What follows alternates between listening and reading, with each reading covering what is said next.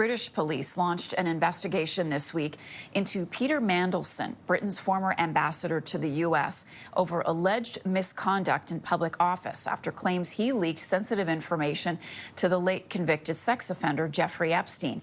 Mandelson, who was a major player in UK governments over 2 decades, is facing possible criminal charges after emails released by the U.S. as part of the Epstein investigation suggested that he had leaked confidential government documents to the financier. Misconduct in public office carries a maximum sentence of life in prison. Mandelson said Tuesday he was resigning from the Parliament's upper chamber, where he was appointed for life back in 2008. Joining me now to talk about these most recent developments is CTV's royal commentator, Afua Hagan. Afua, more allegations are mounting. I want to begin by asking you about Peter Mandelson. Who is he, and why would he be sharing government information with Jeffrey Epstein? Well, Peter Mandelson, formerly Lord Mandelson, because like you so rightly said, he resigned from the House of Lords. Now, he was the business secretary back in 2008. And during that time, it's alleged that he gave different secrets to Jeffrey Epstein. We've seen that through the dump of files that came out last Friday, that potentially he gave him details of financial policy and crisis responses from the 2008 financial crash. So at that point, he was a business secretary in the Labour government.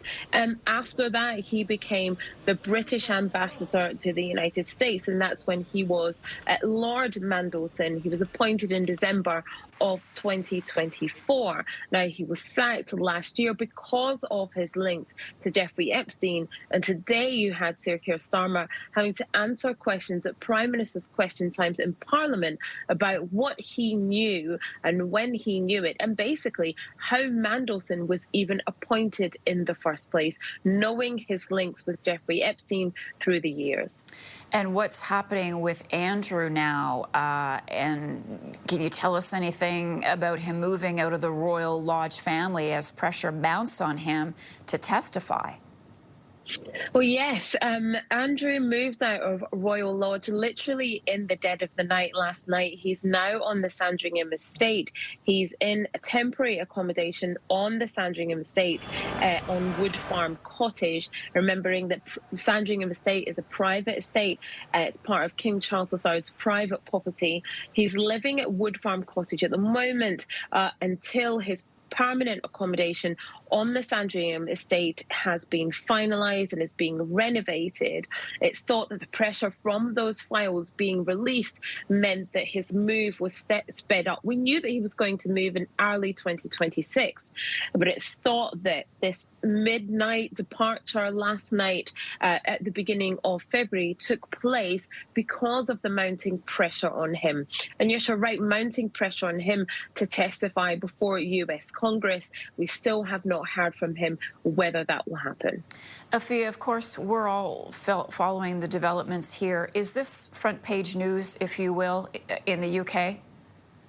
Yes, this is still very much front page news in the United Kingdom, but along with the allegations that are coming out about former Lord Mandelson, Peter Mandelson as well, this is carrying on.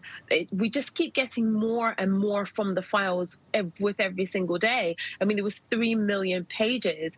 I think people have not even gotten through half of them yet.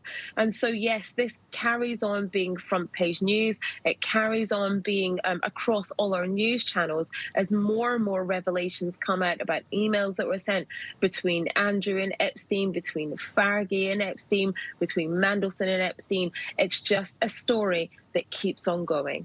Afua Hagan is CTV's royal commentator, joining us this morning from London. Thank you so much for that.